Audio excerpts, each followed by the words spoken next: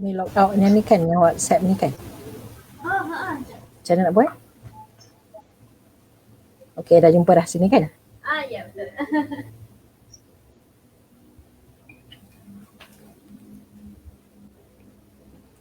Okey Umi, Ya? boleh? Okey, boleh insya-Allah. Assalamualaikum warahmatullahi wabarakatuh. Assalamualaikum. Alhamdulillah bi nasta'in. Allahumma salli ala Muhammad wa ala alihi wasahbihi wa barik wa sallim. Amma ba'd. Umi Ros, tuan-tuan dan puan-puan, alhamdulillah kita dapat meneruskan lagi wacana kita yang kita memang adakan pada setiap Selasa, Khamis dan Jumaat malam ya. Itu yang wajiblah Umi. Dan ada lagi lah program lain yang mungkin kita set berdasarkan tujuan tertentu. Dan alhamdulillah malam ni kita bersama dengan Umi Ros, Rosmawati Zainal Ya, betul. tapi dikenal dengan Umi Ros, alhamdulillah pegawai eksekutif Raudatus Sakinah. Seorang yang walaupun saya baru kenal tapi peramah, mesra, dan mungkin kerana itulah Umi dipilih oleh Allah untuk mengemudi ataupun memimpin Raudatus Sakinah. Barakallahu fikum Umi. Umi sihat ya? Alhamdulillah sihat. Alhamdulillah. Alhamdulillah baik ya. Alhamdulillah. Alhamdulillah. Umi dah berapa lama dalam Raudatus Sakinah? Since penubuhan dia tu 1999. Sebenarnya penubuhan Raudatus Sakinah adalah pada tahun 1998. Dan Umi join Raudatus Sakinah tu pada tahun 1999. Selepas Umi telah menyediakan diri Umi untuk bersama dengan mereka. Oh, masa tu Umi umur berapa tahun? Dah tua juga Rahsia. Taklah. Sebabnya masa Umi belajar, Umi punya background adalah keuangan. Tapi untuk bersama dengan Raudatus Sakinah, Umi menyediakan diri untuk ambil kursus-kursus kaunseling. Sebab Umi nak menyediakan diri macam mana Umi nak berhadapan dengan anak-anak ni. Baik. Umi dulu belajar di ITM, bukan UITM. Nak ceritanya lama masa tu ITM. Institut Teknologi Mara. Masa tu saya tingkatan 2, 98. 98 Umi dah 30 berapa ke dah. Okey. Jadi penglibatan Umi dalam Raudatus Sakinah disokong oleh suami dan keluarga? Ya, alhamdulillah. Alhamdulillah. Alhamdulillah, satu nikmat yang besar ya Umi. Alhamdulillah. Ya, alhamdulillah, sangat. Baik Umi, saya nak mulakan begini. Boleh tak Umi dalam beberapa ketika ni Umi cerita dahulu pada kami yang mungkin sebahagian kami baru mendengar nama Raudatus Sakinah. Mungkin ada yang dah lama dengar kan. Boleh Umi ceritakan sedikit apa Raudatus Sakinah dan apa perjuangan Raudatus Sakinah? Okey. Ni Umi nak suarakan kepada semua yang sedang mendengar ni lah ya. Bismillahirrahmanirrahim. Sebenarnya bila kita sebut Raudatus Sakinah tu, sebenarnya ianya adalah satu pusat perlindungan dan bimbingan untuk anak-anak remaja puteri yang pernah tersasar daripada jalan sebenar kehidupan suatu ketika dulu. Sebelum mereka masuk ke Raudatus Sakinah. Sebelum dia masuk ke Raudatus Sakinah tu sebenarnya kita sedang memberi ruang kepada mereka untuk mereka kembali balik menjadi hamba-Nya yang bersyukur. Kembali balik menjadi hamba yang Allah redha. Macam mana nak buat tu? So masa mula-mula lah ya, ni antara cabaran Umi lah ya, cabaran Umi dan kawan-kawan Umi, tim Umi di Raudatus Sakinah.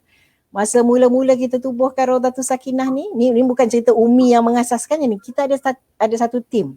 So Umi di dalam tim yang bersama dengan bersama dalam membangunkan Raudatus Sakinah tu. Cabaran kami adalah nak dapat orang yang bersama dengan kita mengadap anak-anak ni. Subhanallah, begitulah besar cabarannya. Sebab apa? Sebab orang semua masa tu pada tahun 1998 tu, 1999 tu, semua orang fikir, kenapa pula lah kita nak kena pergi menghadap budak-budak jahat tu kan? Begitulah ramai budak-budak baik dekat luar sana, dengan budak-budak yang macam ni pula kita nak kena pergi bantu dia orang. Apa masalah kita? Kan? Ni Umi sedang bercakap dengan orang-orang yang ada kefahaman. Kalau orang yang dekat luar sana tu, Umi belum lagi masa tu, belum lagi berkeupayaan untuk mengajak orang luar. Baru ajak kawan-kawan di sekeliling kita. Masa tu pun Umi rasa, ya Allah, tercabarnya lah kan. Sebab apalah gunanya kita ni. Umi mulai bermulanya dalam diri Umi ni, Umi join usrah-usrah sebab pun Umi rasa macam banyaknya benda aku tak tahu. Banyaknya benda aku kena buat. Banyaknya benda yang ya Allah ya Tuhanku, masa tu sedar diri kan. Jadi orang yang sedar diri kan. Rasanya macam apa yang aku boleh bantu orang lain selain daripada aku bantu diri aku kan. So rasa macam kita kena selamatkanlah budak ni kan. Kita duk dengar cerita budak-budak masa tu bosia, bojan. Masa kita rasa macam mana kita nak buat dengan budak-budak ni, sedangkan kita dah kenal ramai je budak-budak baik. Tapi budak-budak ni tentulah dia orang ni budak yang bijak, yang kreatif, yang buat sesuatu yang di luar akal kita. So Umi menyediakan diri Umi. Umi sebut budak yang bijak dan kreatif gitu Iyalah. Kreatif lah tu jadi contoh tu. Jadi macam tu. Okay. So macam mana kita nak buat dengan dia orang ni? Macam mana kita nak bagi suatu peluang untuk dia orang ni sebenarnya menuju jalan yang baik kan? So cabaran yang awal tu adalah nak ajak kawan-kawan yang bersama ni kan. Kawan-kawan semua kata, macam mana kita nak menghadap budak-budak ni? Apa kita nak cakap dengan dia orang ni? Dia orang ni brutal. Dia orang ni kaki jalanan. Dia orang ni yang merempit. Dia orang ni memang nampak dahsyat betul dia orang ni. Memang nampak dahsyat kan. So sebenarnya kita yang tak cukup bersedia. Sebenarnya lah yang Umi nampak kita yang tak cukup bersedia. Memang susahlah bagi orang yang kita ni boleh ambil kitab, kita boleh baca, kupas kan, tapi untuk bertindak ke arah realiti tu sebenarnya adalah sesuatu yang sukar. Kan? Jadi itu antara cabaran utamalah. So sebab itulah kan masa mula-mula ada arwah dah pun kakak tu dia cakap siapa nak join belajar counselling supaya kita boleh berhadapan dengan anak-anak ni, menarik dia orang untuk bersama nampak bahawa Islam tu is the best solution for them. Macam mana nak buat? So tu yang Umi ambil kursus counselling bersamanya, kemudian Umi ambil lagi satu kursus swasta, mana Umi rasa bukan sekadar remaja saja yang perlukan ni, bahkan keluarganya juga. So itulah persediaan awal Umi untuk bersama dengan Rawdatus Sakinah.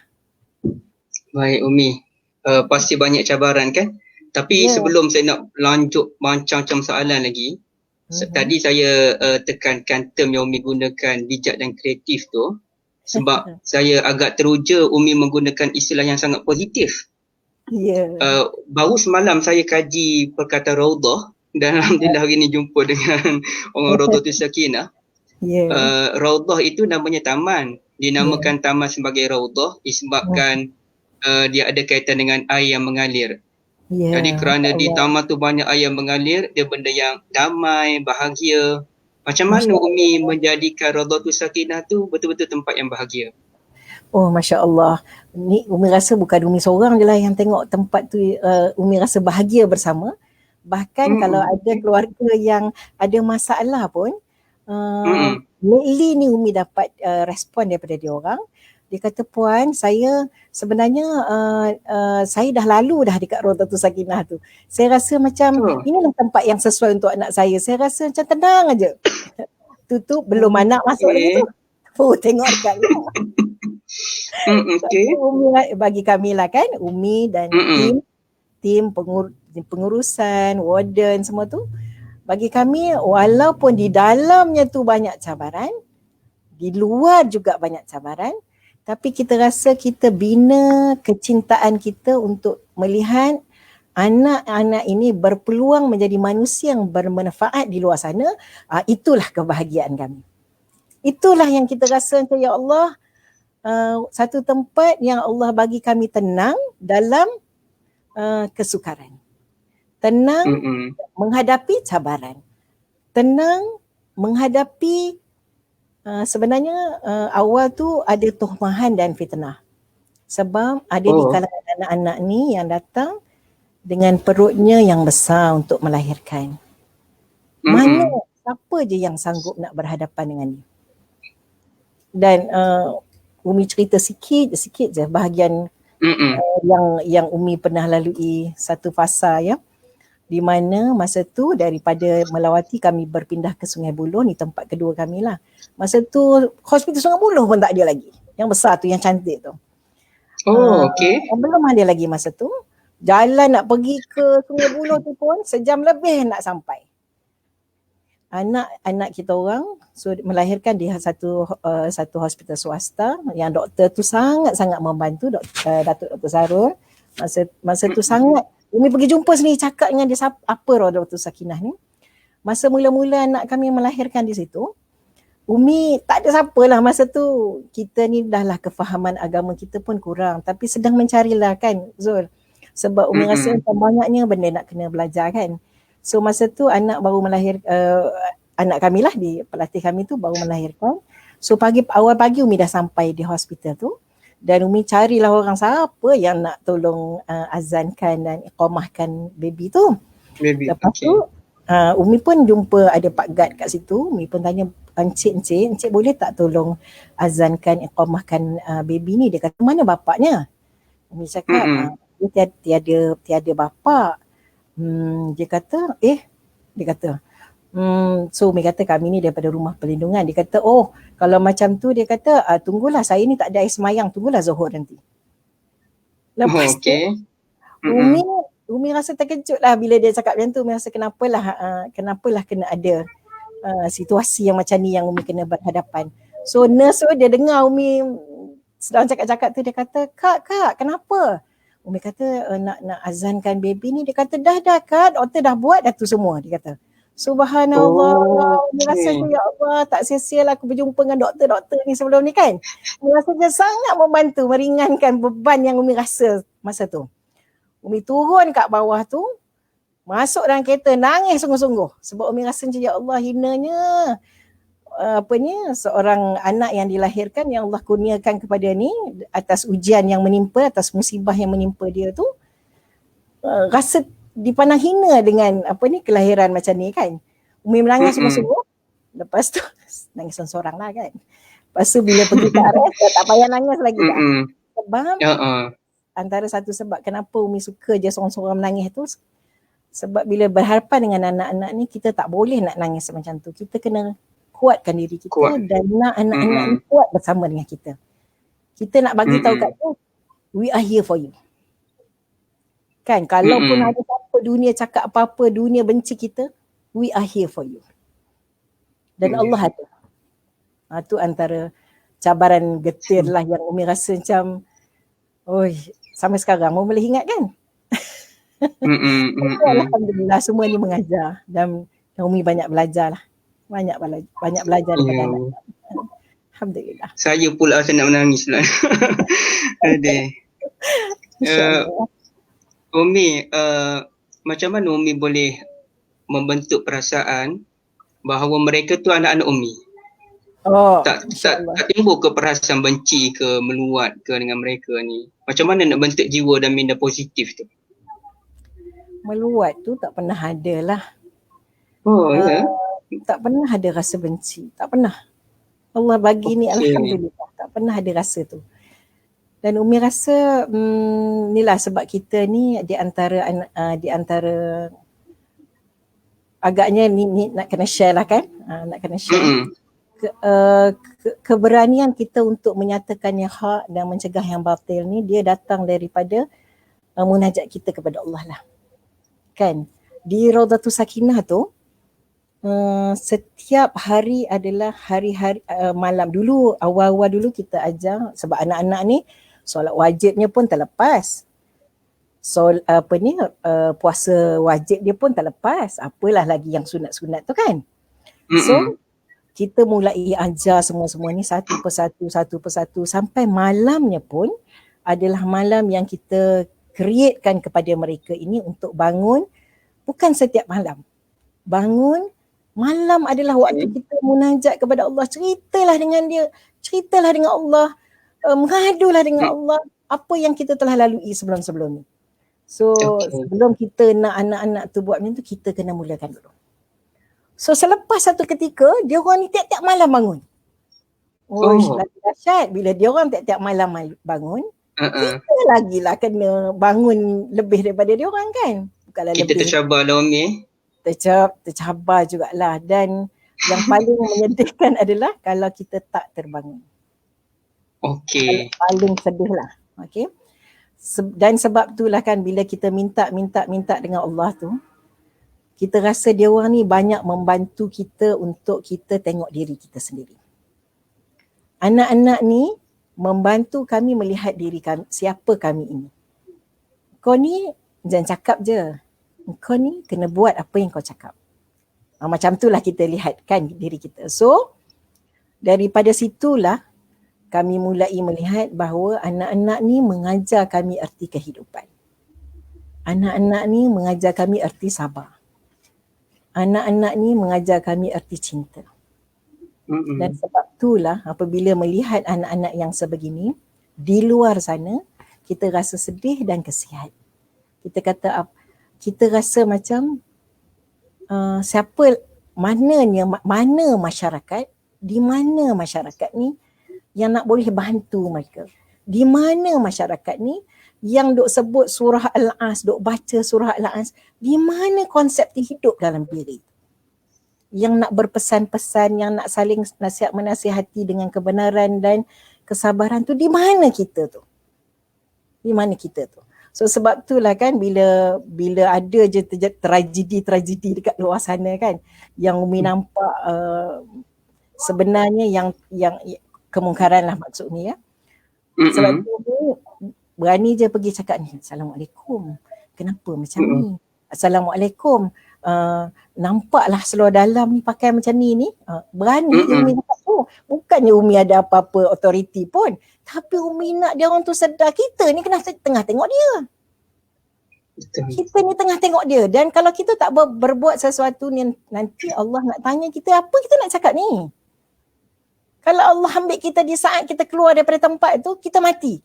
Kita nak cakap apa dengan Allah? Kita nak jawab apa dengan Allah? Dengan konsep tu lah Umi rasa macam kita tak boleh benci manusia lain. Walaupun dia dalam tak boleh benci. Hanya kita benci adalah perlakuannya. Tapi anak-anak di RS tu kita rasa macam benda dia buat yang tak masuk dalam buku kita ni.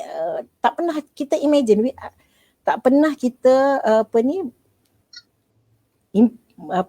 tengok kan, tak pernah kita imagine lah apa yang dia orang mampu buat ni, tapi dia orang buat. InsyaAllah kita rasa macam aku kena belajar lagi ni, aku kena buat sesuatu ni, aku kena tahu ni macam mana aku nak olahkan dia orang ni, macam mana aku nak nampakkan kepada dia orang ni nilai-nilai kehidupan. Masya Allah, anak-anak ni banyak mengajar, mengajar. Jadi bagaimana dengan keluarga Umi? Adakah keluarga Umi pun terlibat sama dengan Rawdatul Sakinah ni? Okey. Umi cerita masa Umi mula-mula sibuk dengan Rawdatul Sakinah ni, suami Umi dia tak duduk di Malaysia. Dia bekerja di luar. Masa tu sampai Umi dah tak ingat dah kan, macam banyak sangat kat luar. Dekat Saudi, dekat Jepun, dekat Qatar, meratalah dia bekerja kat sana. So masa Umi mula terlibat tu dia ada, kemudian dia dah berjauhan. So anak-anak Umi yang kecil-kecil ni Umi selalu bercerita dengan dia orang. Sehingga hari ni dia orang ni support lah, penyokong-penyokong Tegar lah. Dan pernah ada salah seorang daripada anak Umi tu, dia pernah cakap kan, anak-anak Umi ni 3 orang lelaki, 2 orang perempuan. Dia orang pernah ada yang seorang tu, yang nombor 4 tu, dia pernah cakap dengan Umi, dia kata, Umi, kesian akak-akak ni. Siapa nak kahwin dengan dia orang? Sampai begitu sekalilah soalannya kepada Umi. So Umi rasa macam apa keberhasilannya adalah apabila Umi bawa mereka ini dalam kerja Umi. Nampakkan kepada mereka kesusahan yang Umi lalui, kesenangan yang membahagiakan, yang Umi rasa bila Umi bahagia, Umi share dengan dia orang, Umi susah pun Umi share dengan dia orang. Bila dia orang nampak ni semua, dia orang tahu kerja-kerja Umi dia. Dan dia orang tahu Umi pernah je sampai ke malam dekat di Rawdatul Sakinah sebab pada histeria lah terjadi yang macam-macam tu. Dan dia orang sanggup kat rumah menunggu yang abang-abang jaga adik-adik. Abang dan kakak jaga adik-adik. So Alhamdulillah sehingga hari ini tu mereka masih lagi bersama dengan Umi. Suami Umi pun dah balik sini, dah kerja dekat sini dah. Alhamdulillah. Alhamdulillah. Sokongan semua ni lah yang menjadikan Umi rasa Umi mampu bersama dengan anak-anak ni. Dan bukan dia orang je. Kawan-kawan, anak-anak, staff-staff semua ni Umi rasa Umi tak dapat cari staff-staff yang begini passion terhadap kerja-kerja mereka. Cuba Zul bayangkan, dia orang ni anak muda. Dia orang boleh nak seronok kat luar sana. Nak cari kerja-kerja yang lebih seronok dekat luar sana. Tapi kenapa dia orang nak bersama dengan Umi dan tim Umi yang lain menjaga adik-adik yang penuh masalah ni. Penuhlah masalah dia orang. Macam-macam masalah. Kejap datang masalah ni, kejap datang masalah tu. Tapi kakak-kakak ni semua nampak, oh ini peluang adik ni jadi baik. Adik-adik ni mampu jadi macam aku dan aku banyak belajar daripada dia orang dan aku pun nak jadikan dia orang tu macam aku. Macam tu sampai. Umi rasa macam Umi susahlah nak jumpa pasukan yang begitu meletakkan kecintaan mereka terhadap ukhrawi lebih daripada duniawi. Susah Umi nak jumpa tu. Maknanya pastilah pasukan ataupun staf Umi ni pendapatan gajinya tak berapa mahal kan Umi Betul lah. Tapi mereka sanggup berkorban. Masya Allah, Masya Allah. Masya Allah. Baik. Alhamdulillah. Sebenarnya duit tu bukan ukuran lah kan Zul. Yang paling best adalah apa yang membahagiakan diri kita dalam bekerja ni. Satu kepuasan kita dalam melihat anak-anak ni. Kita dah ada alumni Raudatul Sakinah. 1,000 lebih dah tu. 1,000 lebih dah? 1,000 lebih dah. Dan Masya Allah alumni ni kalau ada program apa-apa Umi dan tim akan ceritakan kepada dia orang kami ada program dan kami perlukan pertolongan kalian semua. Masing-masing nak menghulurkan tangannya, kata okey, kami nak jaga nursery, kami nak jaga pendaftaran, kami nak jaga macam-macam. Subhanallah. Dan Umi pula dengan tim juga mengaturkan setiap tahun ada 4 kali program bersama alumni. Wah, maknanya Umi ada semua database mereka, gitu. Ada insya-Allah. Tapi ada juga yang terlepas lah. Tapi ada tu masya-Allah. Memang sokongan daripada keluarga dia orang tu juga yang membantu kami lah. Membantu kami. Alhamdulillah. Baik Umi, apa rintangan yang Umi lalui sepanjang mengendalikan Raudatul Sakinah? Itulah Zul, sebut rintangan tu macam satu benda yang susah. Walaupun susah bagi kami, tapi kami lebih nampak ianya sebagai satu cabaran lah. Cabaran, okey. Cabaran lah. Cabaran tu nak jadikan kami ni improve diri. Sungguh kadang-kadang ada keluarga yang nampak macam kata ni semua salah budak ni. Tak ada kena-mengena dengan kami. Dia yang pilih jalan ni, dia yang begitu begini kan. Tapi kita nampak sebenarnya penghijrahan ni dia tidak datang alone, dia tidak datang bersendiri. Kita tak boleh letak kata kau seorang aja kena berubah, keluarga kau tak payah apa semua, tak. Konsep kami di Raudatul Sakinah adalah family comes first. Siapa pun engkau, siapa pun apa pun kesalahan yang kau telah lakukan, satu keluarga tu kena berhijrah bersama. Satu keluarga kena berhijrah. Kan? So konsepnya adalah anak-anak ni dia perlu berhijrah. Dia kena nampakkan diri dia, nilai-nilai dalam diri dia tu apa sebenarnya kekuatan dia. Dan apa kelemahannya yang dia kena cover balik kan, yang dia kena top up dengan segala nilai yang lain tu untuk dia jadi orang yang the best human being dalam dirinya tu. So keluarga ni kita kena berjumpa dengan mereka dan bagi tahu apa masalah sebenarnya yang telah berlaku. Anak-anak ni dia akan confide dengan kita, cerita dengan kita. Oh ni mak tak semayang, ayah tak semayang ke, apa tu macam ni, macam-macam lah keadaannya kan. Okay, so kita akan cakap dengan anak-anak ni, okay tak apa, nanti kita jumpa, nanti kita akan cerita. Dan cara kami bercakap dengan keluarga juga sangat penting. Sebab kita takkan cakap lah, kita cakap ni puan dia punya pasal ni tak sembahyang tak apa, tak dia cakap pula macam tu kan.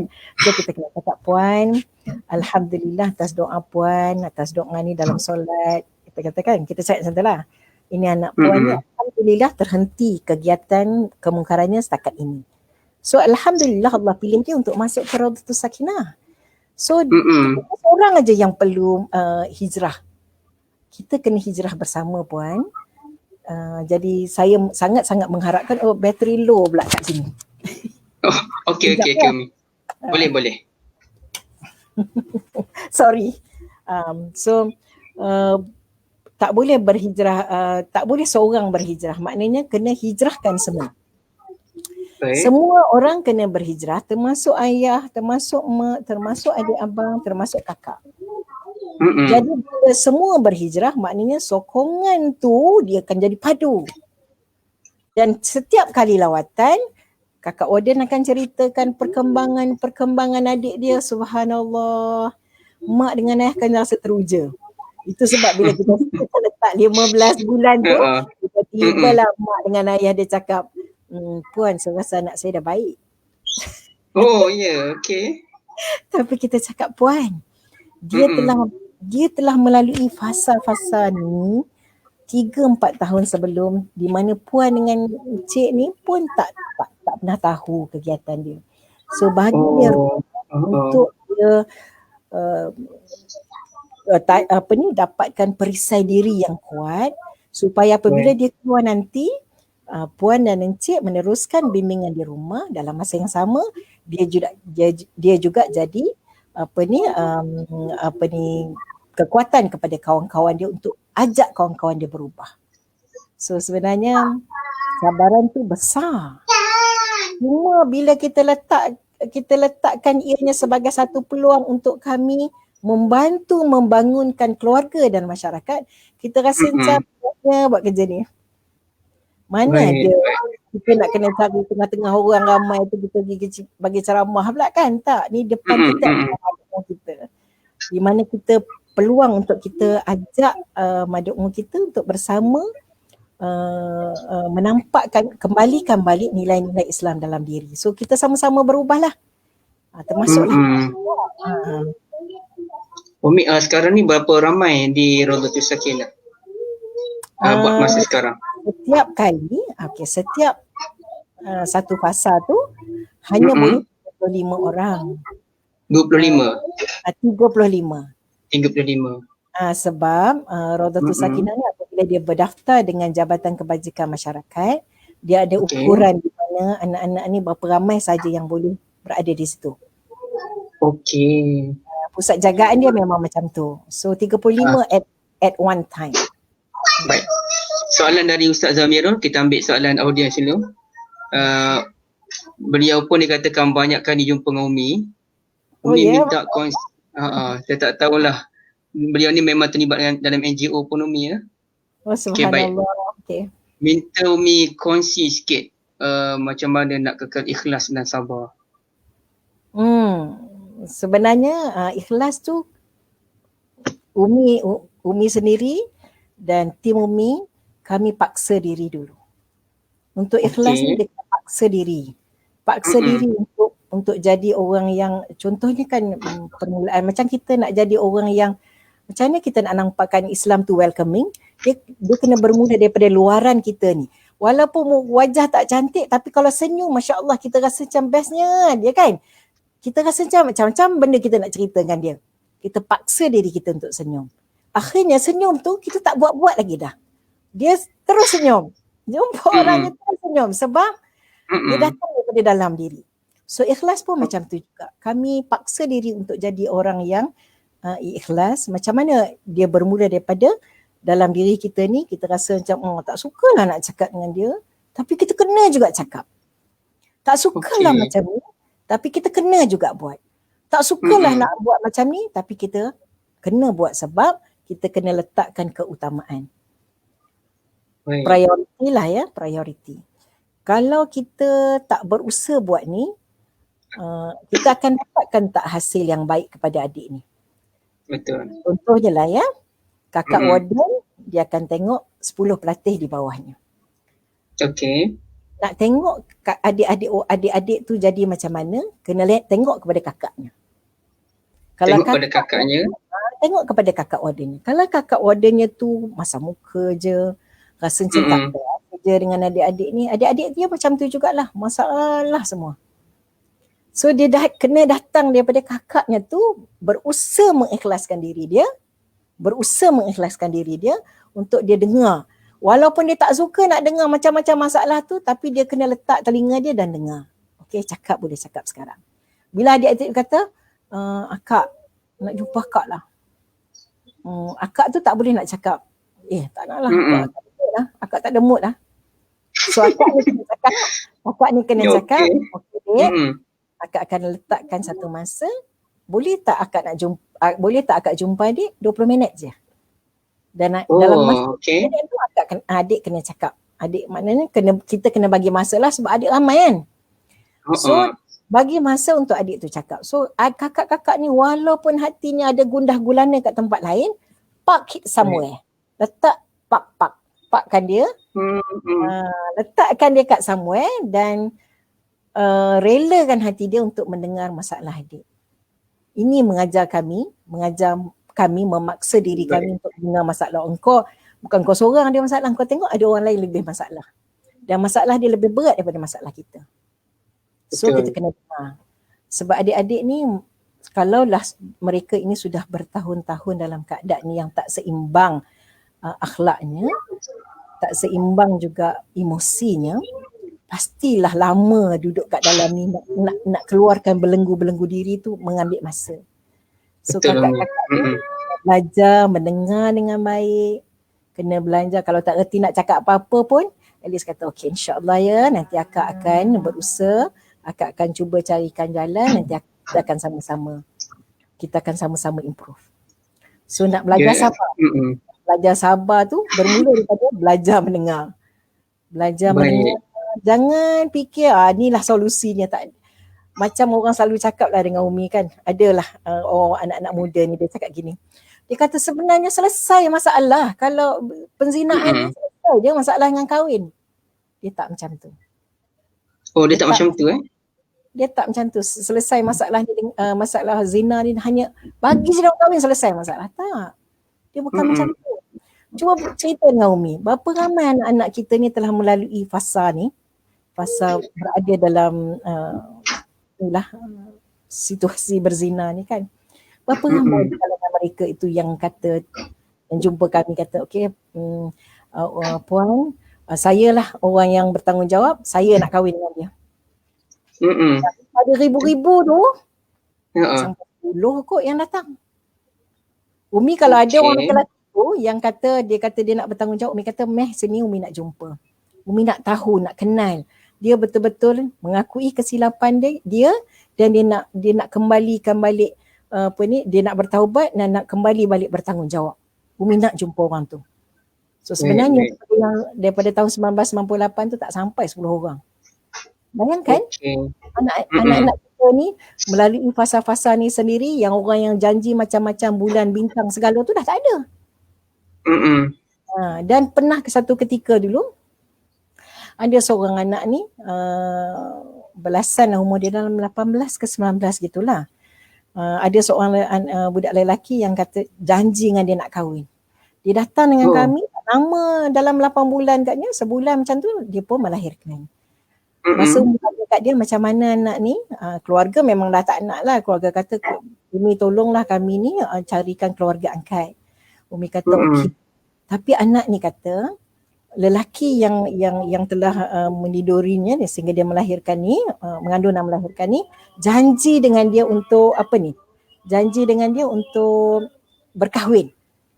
Dia cakap macam tu. So Umi cakap boleh tak, Umi kata boleh tak kita bagi peluang dulu, kita berjumpa dengan lelaki. Umi yang minta tu, sebab Umi kata sebab anak ni cakap macam tu, so kita kena bagi peluang kat dia. Jumpalah, rupanya keluarga lelaki dengan keluarga perempuan ni saling kenal. Umi kata boleh jumpa kita berjumpa semua dan Umi akan bawa anak yang telah melahirkan ni. Umi nak lelaki tu hadir sama. Baik. Kalau Umi yang cakap, Umi kata takkan manalah dia nak kahwin, takkan manalah juga dia akan percaya. Sebab yang berjanji adalah lelaki tersebut kan. So bawa pergi jumpa. Masa dalam perjumpaan tu adalah anak kami ni, anak kita ni yang telah melahirkan tu dan lelaki tu. So Umi pun tanya, Umi kata anak kami ni cakap ni yang si penama ni, Umi kata dia berjanji nak kahwin dengan dia. Betul ke tak? So budak lelaki ni dia konang sana, dia konang sini. Balik-balik soalan tu, dia cakap tolonglah jawab soalan tu. So dia kata saya akan kahwin dengan dia tapi 10 tahun lagi.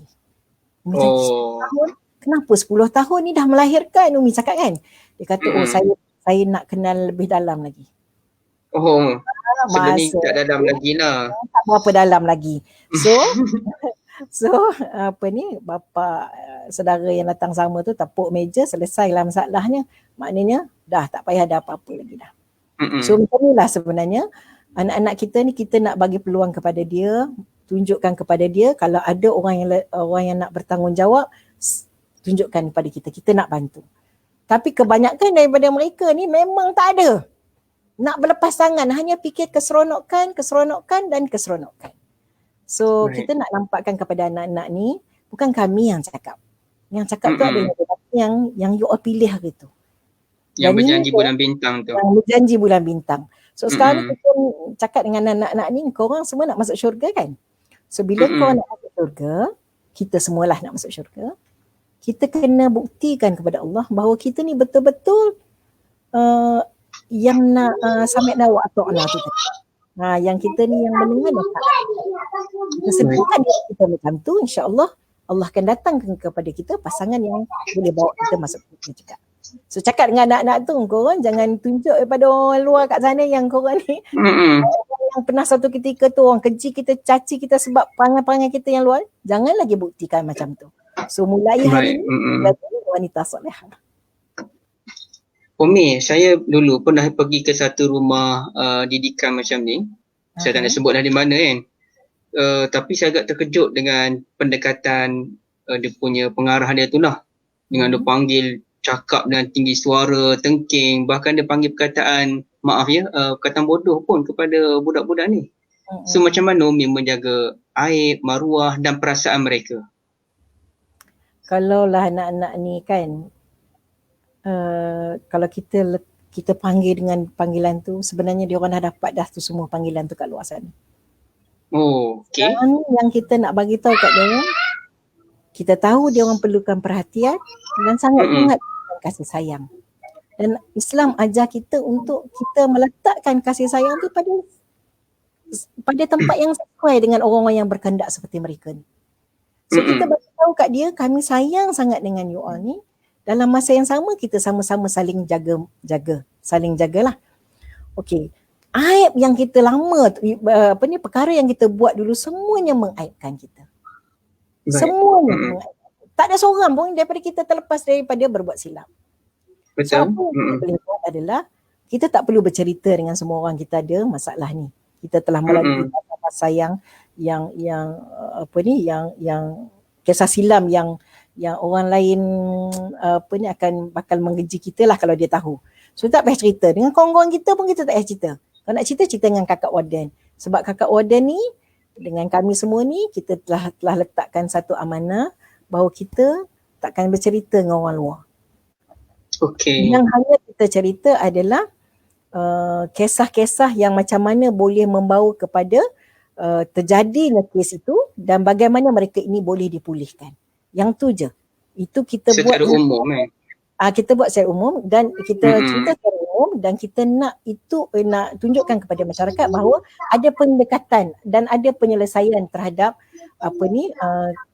kejadian-kejadian ataupun gejala yang telah mereka terjebak tu. So tak payah cerita. Dan pernah je Umi di Raudatul Sakinah ada pelawak yang datang kan. Pesan dekat mana-mana pelawak yang datang cakap gini. Sekiranya ada sesiapa yang mereka kenali di dalam ni, nampak mengajar itu anak macam anak si siapa ni. Macam tu lah kan. Kalau adik Umi cakap don't say anything to her.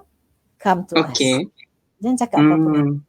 Sebab Umi tak nak dia akan rasa sesuatu di dalam diri dia. Dan pernah terjadi anak ni bila dia nampak makcik, ada makcik lah, ada satu grup lah datang kan. Kau ni bukankah anak ni? Dia cakap macam tu kan. Lepas tu anak kami ni datang, lepas tu dia nangis-nangis. Kita orang tanya kenapa nangis-nangis ni? Lepas tu dia cakap, kenapa nangis-nangis ni? Lepas tu dia cakap, tu makcik tu cakap macam gini. Lepas tu Umi kata dah tak payah keluar, duduk kat dalam ni, nanti Umi handle makcik tu. Okay. Sebab dia orang rasa macam, ya Allah, begitulah aku telah memalukan keluarga sehingga jiran-jiran semua tahu. So Umi dan tim cakap anak ni tak payah keluar lagi lah, dia duduk kat sini, biar makcik tu kita yang cakap. So sebenarnya nak jaga aib anak-anak ni termasuklah alumni yang keluar daripada Raudatul Sakinah. Sehingga kami ni kalau dia orang kahwin, dia orang jemput kan, sampai Umi rasa macam ini nak pergi ke tak pergi ke kan. Macam perasan sikit lah, macam orang kenal Umi, sebenarnya orang tak kenal pun. Tapi iya ke? Sebabkan Umi rasa macam ya Allah, nanti aku datang ni nanti orang fikir anak ni daripada mana pula kan. So ada waktu-waktu yang Umi rasa macam Umi akan cakap dengan dia, minta maaf, nanti lepas kahwin kita berjumpa. Ada waktu yang Umi pernah bersama dalam program ceramah di luar sana. Ada anak-anak yang telah masuk universiti balik kan. Lepas di universiti tu, habis itu program, dia turun menangis-nangis peluk Umi. Umi tahu dah dia. Lepas tu orang lain juga nak salam Umi kan. Lepas tu Umi cakap dengan dia, okey, jangan nangis tau. Jangan nangis macam ni, Umi kata. Sebab orang mesti akan hairan. Dia cakap boleh tak? Peluk, salam gitu. Lepas tu nanti kita akan bercerita. Sebab paling Umi rasa takut adalah bagaimana pandangan orang terhadap dia. Betul ni. Sebab itulah di antara banyak benda Umi susah nak bercerita.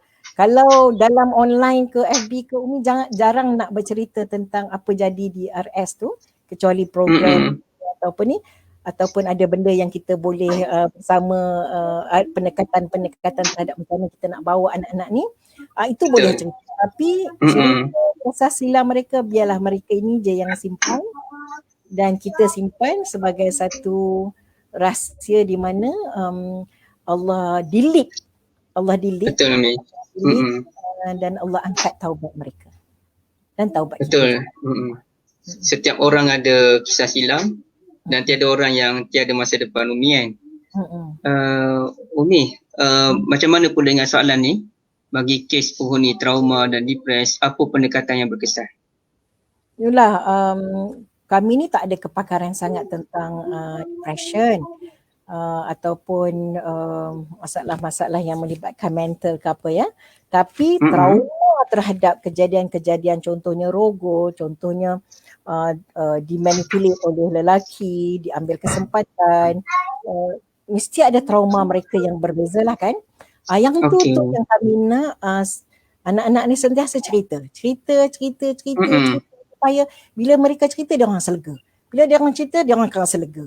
Dan dalam masa yang sama, kelas-kelas bimbingan yang ada di Raudatul Sakinah tu setiap hari kita ada 2 kelas. Okey, satu pagi, satu petang. Umi cerita seharian ni mereka. Kelas apa tu? Awal pagi mereka ni setelah siap semua kerja-kerja. Dia orang ni dalam grup kerja, ada yang masak, ada yang kemas, ada yang basuh bilik air, ada yang semua tu kita bagi. Dia panggil daily chores lah dia orang lah kan, kena buat tu. Lepas tu selesai solat duha dalam jam 9:30 gitu, ada satu kelas bimbingan dia, kelas Al-Quran, akhlak, sirah, kelas fardu ain, kelas harfiah, kelas tajwid, kelas Masya Allah, kelas dia orang tu kita dah jadualkan lah pagi petang setiap hari. Pukul 12 kita stop, bagi mereka qailullah. Lepas tu makan, lepas tu solat zuhur berjemaah, lepas tu satu kelas lagi sebelah petang, kemudian solat asar berjemaah, kemudian urus diri, angkat kain semua. Jam 6:30 mereka setelah bersiap sedialah untuk makan dan kemudian bersiap sedia juga untuk solat maghrib berjamaah. Maghrib. Lepas solat maghrib berjamaah kita ada bacaan bacaan tilawah lah, rotate lah ya, sehingga isyak. Isyak selepas solat isyak berjamaah ada satu kelas ta'alim di mana seorang daripada pelatih tu dia bagi tazkirah using her own words dengan anak-anak yang lain. Kita nak jadikan mereka ini berani untuk menyatakan yang hak, berani untuk menasihati, berani untuk menegur. Apa sajalah apa yang mereka dapat daripada kelas-kelas. Sekejap je, 10.30 mereka tidur. Jam 3.30, 4 tu mereka dah mulai bangun. Sebab kakak-kakak dah bangun awal. Awalnya. Kakak-kakak ni dia orang bergilir macam hirasah jugalah kan. Bergilir dia orang ni tidur sekejap, sebangun ada yang kerja malam, ada yang kerja siang. So kakak-kakak ni dia akan selesaikan ibadah dia dulu baru dia gerak adik-adik ni. Ada adik-adik yang tak pandai, kakak-kakak ni yang akan pimpin. Sehingga kemudian dah munajat, dah solat segalanya, tahajud, solat taubat semua. Kemudian sampai subuh, solat subuh berjamaah. Kemudian itulah rotate-nya begitu kan. So anak-anak ni dia ada waktu-waktu yang dia rasa macam nak, especially yang awal-awal masuk ni. Yang 6 bulan. Pertama 6 bulan, waktu yang sangat traumatik lah bagi anak-anak ni untuk dia rasa dulu teruknya aku, baru rasa teruk lah. Teruk aku ni begini, aku ni begitu kan. Kenapalah tak ada seorang pun. Umi yang paling terkesan kan apabila ada salah seorang daripada pelatih kami, masa dia ada orang datang berkunjung, Umi cakap tolong bagi apa harapan you all kepada ni lah masyarakat. Dia kata apa? Masa saya buat silap hari tu tak ada seorang pun datang tunjuk ajar nasihat saya sehingga saya terus terjunam lagi dalam kemungkaran. Rasa Allah itu terpukul lah kan untuk masyarakat. So untuk anak-anak ni, inilah masa kita kena bagi peluang untuk mereka terus bersama dengan kita bercerita apa saja yang dia orang rasa, dia orang terbelenggu. Bagi masalah-masalah yang kritikal, kita ada para doktor di yang di klinik-klinik dipanggil klinik-klinik kesihatan yang ada kepakaran dia masing-masing yang boleh membantu kami. So sama kita bawa kepada doktor dan doktor akan cerita, doktor akan minta kita buat macam ini dan kita akan bantu anak ni mengikut saranan doktor. Saranan doktor. Dan kita tak boleh, sebab bila kita tak ada kepakaran, kita tak boleh nak buat benda yang lebih pada apa yang kita tak mampu. So kita kena pergi ke pakar untuk bantu kita. Dan bila jumpa pakar dulu, dan pakar akan minta kita buat begini dan kita akan ikut apa kata doktor. Dan kita akan ada appointment lah seterusnya dengan doktor-doktor ni. Baik, terima kasih Umi. Ni ada soalan dari macam mana kalau ada yang berminat nak membantu secara sukarela Umi? Okay. Soalan tu bagus sangat. Tapi nombor satu Umi nak kena sebut. Raudatul Sakinah tu bukan Raudatul Sakinah lah. Raudatul Sakinah tu ejaannya itu boleh pergi kepada pusat perkuburan di bawah Mawib. So, Raudatul Sakinah. Itu kita betulkan dululah awal ya. Kalau ada yang berminat, Masya Allah, silakan datang berjumpa dengan kami. Boleh message kita di FB ke, dan kita akan berjumpa dulu sebab kita kena cerita dulu apa yang dilalui oleh anak-anak ni, apa dia punya masalah-masalah semasa dia dan bagaimana anak-anak ni macam mana sukarelawan boleh bersama kita dalam mencapai misi dan visi Raudatul Sakinah. Kalau Raudatul Sakinah orang perempuan Umi kan? So macam mana orang lelaki nak membantu? Bantuan dari sudut apa tu Umi? Lah, mestilah kena ada bantuan daripada lelaki. Begini, selama ni mereka hanya melihat lelaki-lelaki yang tak baik. Mana pergi lelaki-lelaki yang baik? Mana model lelaki-lelaki yang baik? Model. Maksud Umi model tu, kita kena bagi tahu kat dia sebenarnya dalam dunia ni, dalam bumi ni, ada lelaki-lelaki yang soleh. Lelaki-lelaki ni kriteria-kriteria macam ni lah yang kau kena pilih jadi dalam pencarian mencari calon-calon suami. Bukan mereka yang penuh dengan janji-janji manis tu. So Okey. ada watak bapa, watak abang, kan? Kena adalah semua tu. Sekejap Yomi. Hmm.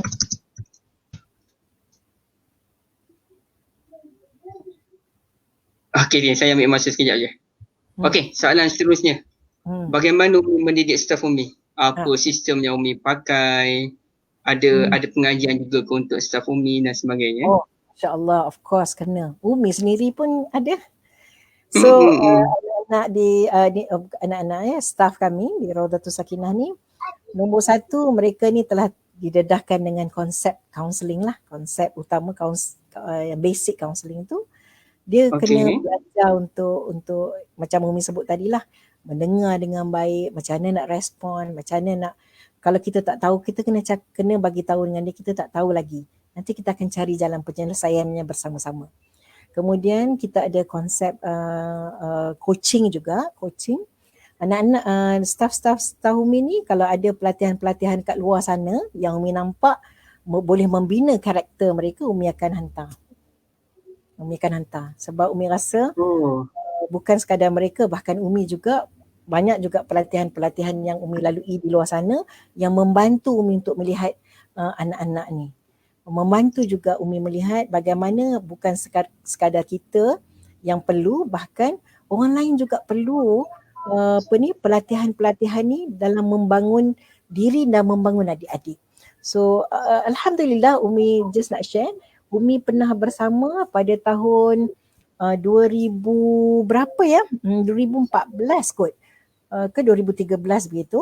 Umi pernah mengikuti satu latihan advance, khusus advance leadership program dengan tajuk Property Leadership. Dan itu dibuat di KL dan hanya ada 3 orang je orang Malaysia yang bersama, dan Alhamdulillah Allah bagi peluang untuk ada dekat situ, dan Umi melihat bahawa sebenarnya banyak sangat betul lah yang kita lacking of sunnah-sunnah Rasul sallallahu alaihi wasallam yang kita bina dalam diri kita. Sebab itulah di Raudatul Sakinah tu Umi dan staff ya ajar anak-anak ni, kalau apa saja yang kita terlepas daripada sunnah-sunnah yang dahulu, hari ni kita boleh mulakan sementara masih lagi Allah bagi kita nafas. Sebab tu di antara anak-anak ni kan ada yang Ramadan dulu-dulu tahun-tahun sebelum-sebelum tu pun tak pernah puasa. So bila kita sebut tentang kewajipan ni, dia orang rasa macam ya Allah, runtuhnya perasaan mereka, dan kita boleh rasa, boleh fahami apa yang mereka lalui itu. Rasa macam ya Allah, macam tak ada dunia dah. Sebab apa? Selama ni aku tak pernah tahu pun tentang kewajipan. Tak ada orang bagi tahu tentang kewajipan. Lepas tu bila dia orang tahu bahawa dia orang ni perlu balik qada puasa mereka sehari-hari sampai Umi rasa ya Allah, kurus ni anak aku ni. Macam mana boleh jadi kurus kan? Mana mereka buat sungguh-sungguh? Sungguh-sungguh. Itulah nilainya kan, mujahadah mereka ni kan. So bila Umi bagi dulu dia orang rasa sekejap, bila Umi dapat tahu tu, terus dia jumpa, Umi kata kenapa, pasal apa Umi nampak kurus? Dia kata, Umi, saya baru tahu tentang kewajipan saya yang telah saya tinggalkan lama. Jo hari ni saya puasa hari sebab saya rasa macam tak cukup hari lah. Sedih betul Umi rasa macam ya Allah, sebab baru tahu tentang kewajipan kan. So Umi pun cakap dengan dia, Masya Allah, Umi kata, sementara kita masih hidup ni kita akan buat the best. Tapi the best puasa adalah hari ni puasa, esok berbuka seperti mana puasanya Nabi Muhammad, Umi kata kan. So Umi nak dia orang tu seperti mana Umi kena belajar, dia orang pun kena belajar juga. So Umi ajar dia orang kita masukkan sunnah tu dengan yang betul, dengan yang sahih ni. So Alhamdulillah, Umi rasa macam sama juga macam mana Umi belajar dengan staff Umi belajar. Umi rasa macam hari-hari staff kena tampilkan diri, bukan sekadar cantik luar, bahkan cantik dalam. Cantik luar tu maknanya kita sentiasa dalam keadaan bersedia untuk menerima tetamu, dan anak adik-adik ni kena tengok contohnya kepada kakak warden bahawa kita ni sentiasa ever ready for everything. So untuk itu sentiasa cakap dengan staf-staf Umi, kita ni macam satu keluarga yang sangat besar. Kita kena sentiasa jadi orang yang berterus terang. Sentiasa kena berlaku. Sentiasa mahu diajar dan sentiasa mahu belajar. Sentiasa sediakan diri ni macam gelas separuh kosong, bukan penuh. Kalau nak diajar tumpah, So kena sentiasa jadi bahawa ada banyak benda kita kena belajar. So cakap dengan staf Umi, kita belajar sabar sama-sama, kita belajar jujur sama-sama, kita belajar mengikhlaskan diri kita sama-sama, dan kita kena bersedia tegur dan dinasihati, dan kita berterus terang atas apa saja. Tak tahu kena cakap tak tahu, tahu kena cakap dan kita kena tahu kena cakap tahu, dan kita akan share everything. Macam satu keluarga yang sangat besar. Ini soalan dari Nurul Farhana, Puan Nurul. Bagaimana kehidupan alumni selepas tamat tempoh bimbingan di Raudatul Sakinah? So alhamdulillah, anak-anak ni ramai juga yang telah pun kembali balik ke alam pembelajaran, sambung balik belajar. Pernah ada juga yang di kalangan mereka yang telah berkahwin. Alhamdulillah, Allah berikan mereka pasangan yang dapat membimbing mereka. Ada di kalangan mereka yang telah pun bekerja. Ada juga di kalangan mereka ini yang tolong ibu bapa di rumah, dan ada lebih kurang 5 hingga 10% lah mungkin ya. Tak ramai pun. Ada yang terjebak kembali. Terjebak kembali disebabkan tidak mendapat sokongan daripada keluarga dan masyarakat di sekeliling. Bagi Umi lah, anak ni sekiranya mereka tidak dapat sokongan yang baik di luar, mereka akan mudah kembali sebab cabarannya sangat tinggi di luar sana kan. Betul. Diorang dah biasa hidup macam tu, Umi kan? Ya, betul. Umi, biasa kalau diorang kahwin tu pasangan tahu ke atau tidak tahu kisah silam mereka? Kalau ikutkan Umi bersama dengan anak-anak ni, Umi cakap kita tak payah kisah silam. Jangan cerita kan? Jangan, tak payah cerita lah. Bagi Umi pernah bersama dengan beberapa orang lah alumni yang telah berkahwin, dan Umi cakap dengan dia orang, macam mana dia orang kata, kami tak cerita seperti mana yang kita pernah belajar di Raudatul Sakinah. Kita tak hidupkan kisah silam tu. Sebab kisah silam adalah kisah silam. Dan Allah paling baik dalam hal ini. Sebab Allah tutup semua keaiban mereka. Dan Masya Allah, inilah keyakinan kita dalam bersama dengan anak-anak ni. Keyakinan kami adalah apabila kita tutup aib kita, Allah memang tutup segalanya. Baik, saya setuju. InsyaAllah. Lagipun Nabi SAW pun melarang kita untuk mendedahkan aib kita, Umi ya? Ya, betul. Baik, daripada Akhi Masri, Umi, bagaimana pula kebersamaan ahli keluarga pelatih semasa dan selepas proses pemulihan dan membantu perubahan pelatih? Tadi Umi ada sentuh sikit, mungkin ada tambahan Umi? Setakat ni ada ramai keluarga-keluarga yang masih lagi bersama dengan kami, termasuk juga keluarga angkat. Angkat. Masuk Umi keluarga angkat tu? Keluarga angkat kepada anak-anak yang dilahirkan oleh pelatih-pelatih kami di Raudatul Sakinah. Wah, diorang pun tetap bersama? Bersama, dan kami cucu ini yang paling sudah 2 tahun lah umurnya. Alhamdulillah. Dia orang sentiasa je bersama dengan kita, dan keluarga-keluarga ni selepas proses bimbingan, selepas mereka anak-anak kita ni keluar daripada Raudatul Sakinah, sekiranya mereka ada masalah, mereka akan kembali balik kepada kami dan minta sebenarnya nasihat-nasihat. Sebab ada je waktu-waktu yang mak ayah ni rasa macam, ya Allah, macam manalah aku nak buat ni, orang ni dah dibimbing kan. Tapi perlu diingat bahawa mereka terjebak tu 3-4 tahun lamanya.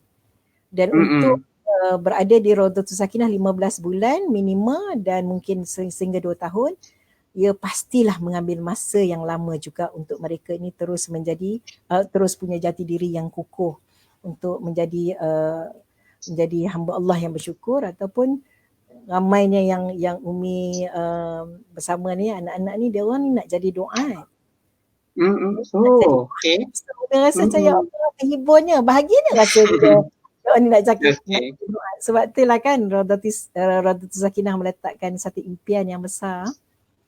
Kalau bolehlah kita nak ada sebuah akademi Raudatul Sakinah. Akademi tu macam mana Umi? Maksudnya? Itu adalah kalau kita boleh tempatkan 100 orang di situ, 50 adalah alumni, 50 lagi mereka yang masih memerlukan bimbingan, dan yang alumni kita latih, kita bersama dengan mereka, coaching, sesi segalalah. Untuk mereka ini juga yang keluar membantu pula remaja-remaja di luar sana. Sebab laras bahasa anak-anak muda pastilah berbeza. Kan? Laras bahasa. Sebabnya Umi bukannya tua dan apa kata Saidina Umar Al-Khattab, didiklah anakmu sesuai dengan zamannya. Sezaman sudah berubah. Jadi anak-anak muda pula untuk bercakap dengan remaja-remaja yang memerlukan perhatian di kat luar sana. Remaja-remaja yang perlukan bimbingan, bagi adik-adik kakak-kakak mereka ni lah yang membantu pula, bukan Umi lagi dah tu. Betul Umi. Orang tua bahasanya bahasa Facebook, orang muda bahasanya Twitter, Insta kan. Dan saya pun tak faham dah bahasa orang muda sekarang. Dia punya laras bahasa dia, pemilihan kosakata cukup berbeza. Iyalah, betul. Kita ada sedikit lagi masa dengan Umi. Mungkin Umi boleh jelaskan ini, adakah RS sediakan latihan kemahiran buat mereka? Oh, ada, alhamdulillah. Ada di kalangan mereka yang pandai menjahit, pandai memasak, Masya Allah. Kan, Umi teringat ada satu cerita kan. Adalah banyak sebenarnya cerita, tapi nak cerita ni ada benda-benda yang sentiasa hidup dalam hati Umi lah ya. Anak ni masa dia masuk, dia dah pun pernah lari dalam 3 kali lari, bukan daripada Raudatul Sakinah, lari daripada pusat-pusat perlindungan yang lain. Ayah dia pernah hantar dia pusat perlindungan yang lain. Lari. Setiap kali pulang. So ayah dia kata tak adalah cara lain pun. Saya kena masukkan dia ke Raudatul Sakinah. Jauh datangnya.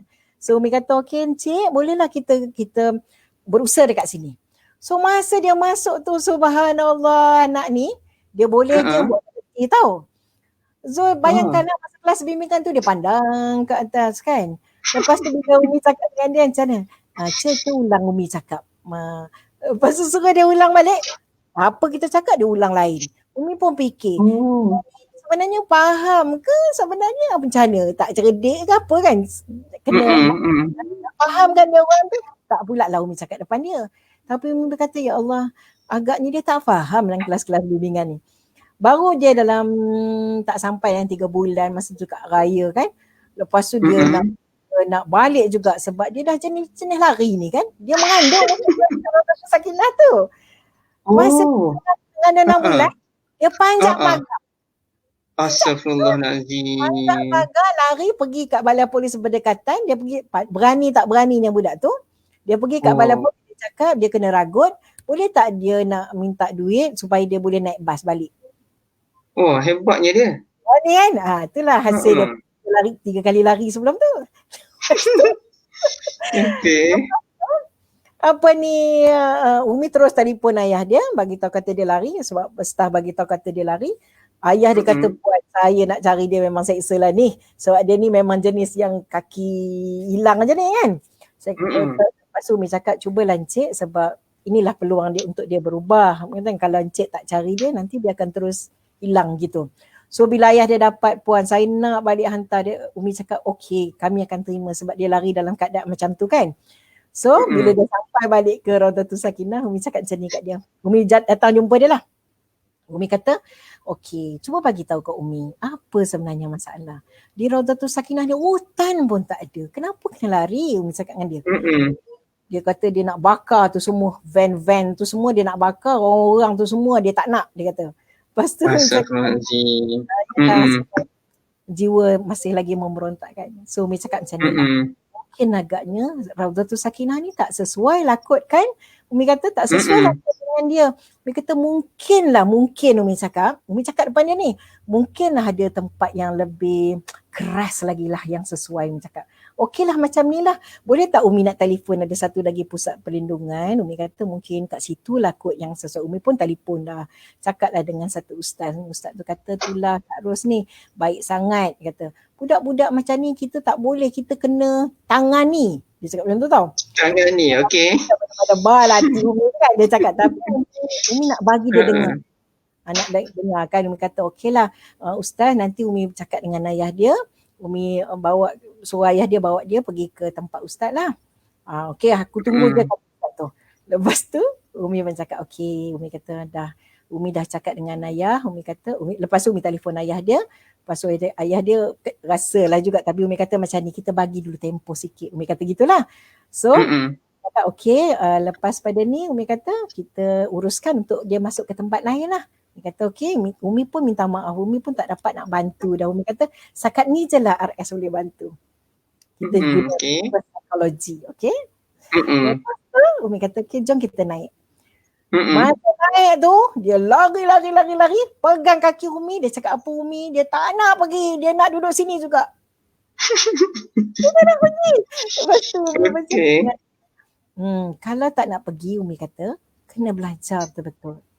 Kena usut. Ni mungkin tak pandai belajar lah kan. Ponteng je lah, kaki ponteng je lah dia ni kan. Dengan dia, pasti ada kemahiran. Satu hari Umi datang, Umi minum air kopi, Umi kata, ya Allah sedapnya kopi ni. Siapa buat? Sengih-sengih dia angkat tangan. Umi kata, Masya Allah. Banggalah dia. Masya Allah sedapnya kopi ni. Buah apa? Dia kata buah garam sikit Umi. Dia kata. Okey. Garam buah sikit dalam kopi tu. Umi kata sedapnya, pandainya masak. Lepas tu dia sengih-sengih. Lepas tu rupanya memang betul dia pandai masak. Masya Allah. Memang betul dia pandai masak. Lepas tu rupanya inilah dia antara kemahiran dia Rawdatus Sakinah. Kita memang ada kawan yang mengajar memasak, mengajar buat roti, mengajar gini, mengajar kelas English juga, mengajar kelas bahasa Arab juga anak-anak ni kan. Lepas tu ada kelas menjahit. So anak yang Umi sebut cerita ni tadi, selepas dia keluar daripada Rawdatus Sakinah, dia join catering. Kemudian Allah takdir bekerja tu, kemudian Allah takdirkan dia ada suami, dapat suami, dah berkahwin, dan sekarang ni Umi rasa dah suka kot anak dia. Masya Allah. Mesti anak dia pun kuat, anak dia yang tu kuat berlari tu. Tu. Dan Umi masih kontak dengan dia? Umi tak kontak dah dengan dia, tapi alumni ada dia punya ni. Maknanya macam-macam kes ya Umi Umi lalui. Dan kawan yang bersama yang catering awak sama-sama tu, sekarang ni sudah pun buka satu inilah catering juga di Singapura. Umi baru je kontak dengan dia. Tapi maknanya lepas tu dia memang follow Rawdatus Sakinah yang baik lah. Sebab dia kampung. Dia kampung asal dulu. Lepas kahwin tu dia pun kena jaga diri dia lah dengan keluarga dia. Baik. Umi di sini alhamdulillah ada ni mungkin follower Umi ataupun Rawdatus Sakinah. Sebab saya tak ada follower dari Indonesia. Alhamdulillah. Salam dari Indonesia. Memang ni yang datang ke Rawdatus Sakinah. Alhamdulillah. Nanti Umi kena buka Rawdatus Sakinah di Indonesia juga kot ya. Sangat teruja tu. Sangat teruja untuk di Indonesia insya-Allah. Umi akhirnya saya banyak kalau sembang Umi saya tak tahulah dengan Umi yang peramah, yang senyum tak berhenti. Saya rasa macam dah lama kenal Umi. Walhal malam ni baru kita sembang Umi kan. Ya betul. So boleh tak Umi ceritakan falsafah kutumi jalan pulang dan merumuskan perbincangan kita pada malam ini. Sebab Umi pada akhirnya saya teringat sebelum saya serah pada Umi dengan ayat Quran wa ammasa ila falatanhar, orang yang meminta kita jangan herdik. Dan pernah ada satu peristiwa tu Nabi SAW nak salat, orang dah komat dah. Tapi lepas iqamah Nabi pergi sembang dengan seseorang yang nak mendengar cerita tentang Islam. Sahabat tunggu sampai ada yang mengantuk duk tunggu Nabi. Masya Allah. Kemudian barulah Nabi datang untuk teruskan salat. Jadi di situ ulama sebut pentingnya kita mendahulukan hajat orang berbanding salat pada awal waktu walaupun telah iqamah dan orang telah beratur pun untuk salat jemaah. So Mi, bagaimana dengan falsafah Qutumi Jalan Pulang dan rumusan untuk perbincangan malam ini? Okey. Sebenarnya seperti mana Umi pernah sebut, semua orang pernah buat silap. Semua orang, termasuklah kita. Termasuklah kita Betul, Mi. juga. Semua orang pernah buat silap dan kita ni sebenarnya ada peluang untuk diberi untuk kembalikan diri kita ini ke jalan yang benar. Semua orang. Sesuai dengan bila sebut ada peluang untuk kembali ke jalan yang benar tu, sebenarnya Allah sedang memberi ruang kepada kita untuk bertaubat. Betul. Sebab tu bila ada di Rodatul Sakinah sebenarnya kita letak kat situ ku temui jalan pulang sebab kita nak bagi tahu kita nak bagi tahu dekat anak-anak bahawa sebenarnya bila kita berada dekat luar sana tu kita berada dengan cabaran, ujian yang sangat besar sehingga kita lupa mana jalan kita kembali balik kepada Allah. So bila kita berada di Raudatul Sakinah, kita sedang melihat diri kita bahawa satu ketika dulu aku telah berada jauh daripada Allah. Aku telah berada jauh daripada jalan kebenaran. Aku telah berada di jalan yang hampir menyesatkan aku untuk aku dapat cium syurga tu. Kita semua mengharapkan syurga lah, end of our life lah kan. So sebenarnya ku temui jalan pulang ini adalah bersesuaian dengan surah Al-Baqarah ayat 222 di mana Allah paling sayang dengan orang yang bertaubat dan mereka yang mensucikan diri. Baik. Temui jalan pulang ini adalah tempat memberi ruang untuk anak-anak ini kembali bertaubat. Sama juga dengan kami, kembali juga bertaubat kepada Allah. Dan Rasulullah sendiri pun sentiasa minta dengan Allah. Tu Rasulullah yang sentiasa berdoa kepada Allah, ya muqallibal qulub tsabbit qalbi ala dinik. Itu Rasulullah tak pernah tinggal. Apatah lagi kita seperti yang biasa-biasa ni kan.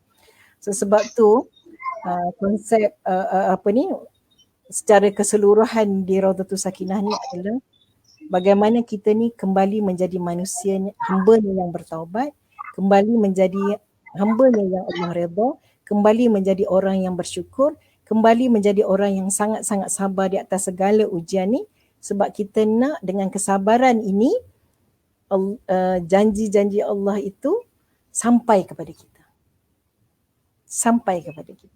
Itulah motif utama kenapa kita kena kembali menemui jalan pulang. Akhirnya kita ni adalah kembalinya kepada Allah. Umi, terima kasih atas perkongsian daripada Umi pada malam ini. Kita tidak memerlukan satu kajian ilmiah yang besar pun, tapi perjuangan Umi sudah memberikan satu sentikan semangat pada kami semua, insya-Allah. Ya? Mohon doakan kami semua. Insya-Allah Umi. Kami sangat perlukan doa daripada orang lain. Insya-Allah. Umi teringat cerita Khansa kan? Cerita siapa ya? Cerita sahabiah yang telah pun mendapat doa apabila dia dan suami dia dan anaknya dalam satu peperangan tu sampai dah nama dia, masya-Allah, selalu Umi ingat dia nama dia tu. Sahabiah ni di dalam peperangan tu dialah yang membantu Rasul sallallahu alaihi wasallam. Siapa dia yang peperangan Uhud yang Rasulullah nampak dia depan belakang kiri kanan tu, apa namanya? Nusaibah. Nusaibah binti Ka'ab, subhanallah. Nusaibah. Nusaibah binti Ka'ab tu, dan Rasulullah kata aku tak nampak orang lain melainkan aku nampak Nusaibah je di kiri kanan depan belakang aku. Kemudian Rasulullah mendoakan dia, suami dia masuk syurga kan. Lepas tu dia kata, ya Rasulullah, kau doakanlah kami ini menjadi penemanmu di dalam syurga. Dan Rasulullah terus mendoakan. Dan apa kata Nusaibah selepasnya? Kata dia, apa saja segala cabaran yang aku akan hadapi selepas ini, aku dah tak ada kisah sangat dah. Sebab aku telah mendapat doa daripada Rasul sallallahu alaihi wasallam. So kami pun nak jadi macam tu lah ya Zul. Doakan, sangat kami perlukan doa tu.